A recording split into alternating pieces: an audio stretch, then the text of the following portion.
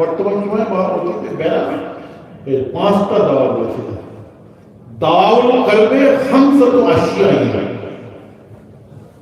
তার মধ্যে গভীর রাতে কিছুক্ষণ সময় কোরআন তেলাওয়াত করা, কিছুক্ষণ সময় কিয়ামুল লাইলে রাতের অন্ধকারে একটু নামাজ পড়া, খালাইল বাদনে পেট খালি করে খাওয়া, আউয়াল ফজর আগে আগে উঠে ফজরের নামাজ পড়া। 5 নম্বরটা বলেছিল সালিহিনা বিসসালিহাত,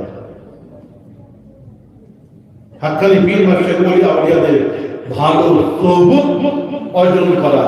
এই ভালো সোহবত অর্জন করা এটা হচ্ছে আমাদের কলবের যে বিমারি, এই বিমারির একটা ওষুধ। 5টার মধ্যে এটা একটা ওষুধ। তো এটাও সোহবতের কথা বলেছিল। এগুলো আমাদের দরকার। তাই আমরা মাঝে মধ্যে আমরা ফুরসত পেয়ে আজকে যেমন আমরা এসেছি, এসে এরকম ভালো ভালো সোহবত নিতে আমরা চলে আসি, সেখানে বসে একসঙ্গে জিকির করি। হোসেন বগদাদি রহমতুল্লাহ মাজারের পাশে দরবারে জিকির করবে, দাদা ভাই খেলার দরবারে একটু জিকির করবে। আমাদের ভিতরের খারাপগুলো তবে বের হবে। ওয়াজ তো অনেক শুনেছেন। আমি বাংলাদেশে থেকে এলাম, তো ওখানে তো আমরা তো যাই না বেশি, মানুষের খুব আগ্রহ। তো ওয়াজ শেষ করতে যতবার যাচ্ছি মানুষ বলছে যে আমরা টাউন অঞ্চলের লোক, আমাদের রাজ্যে গল্পের সাথে আরো বলেন, আরো বলেন। আসার একদিন না দুদিন আগে বগুড়ার টাউনে আমি ভাবলাম যে হয়তো ওই ভোটের জন্য জলসা টলসা হবে না, কিন্তু সব জায়গায় পুলিশ একটা কথাই বলেছে যে ফুলফুরা শরীফে যারা আসেন তারা যদি আসেন বা ফুলফুরার জলসা যদি হয় আপনারা করুন, কোনো অসুবিধা নেই। ওনারা কোনো এই সমস্ত আমাদের দেশের রাজনীতি দিয়ে বা এমনি কোনো রাজনীতির কথাবার্তা ওনারা আলোচনা করেন না। তো সব জায়গায় পারমিশন দিয়েছিল।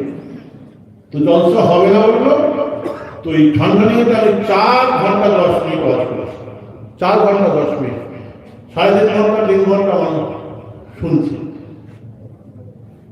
ওয়াজ তো বলতে হয়, এক্ষুনি ওয়াজ আরম্ভ করি একদম নবীর মহব্বতে খৌফে লাগিয়ে করে বুঝেছেন না কথা। বিভিন্ন রকম আলোচনা বিভিন্ন জায়গায় থাকে যে নামাজ আলাদা জিনিস, আল্লাহর ডর হয়ে আলাদা টপিক থাকে না। কোরআন আলাদা জিনিস, আল্লাহর ডর হয়ে আল্লাহ মহব্বত আলাদা জিনিস। হজ আলাদা জিনিস, আল্লাহর ডর হয়ে নামাজ আলাদা জিনিস। নামাজ পড়লেই আল্লাহর ডর হয়ে যাবে না, এটা একদম বাস্তব আলোচনা করি। আজকে আমি ওই দিকে যাইনি।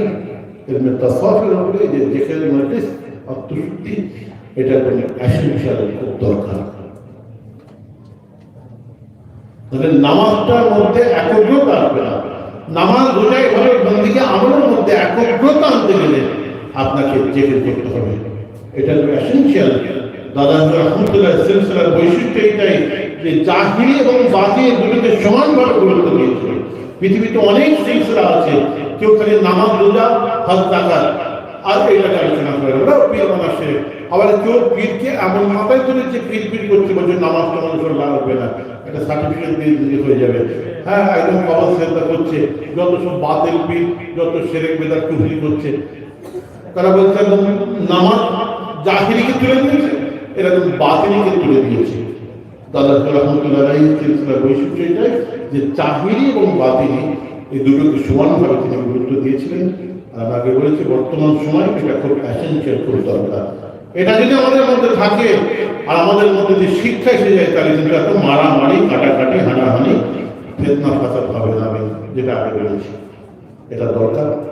যাই হোক, আজকে আপনারা সকলে এসে জিকির করেছেন, জিকির মহিত হয়েছে। আল্লাহ করে আসেন একটু সকলে মহব্বতে নবীর উপরে সালাম করে মোনাজাত করবে। ইয়া নবী সালামু আলাইকা ইয়া রাসূল, সালামু আলাইকা ইয়া হাবিবি, সালামু আলাইকা, সালাওয়াতুল্লাহ আলাইকা।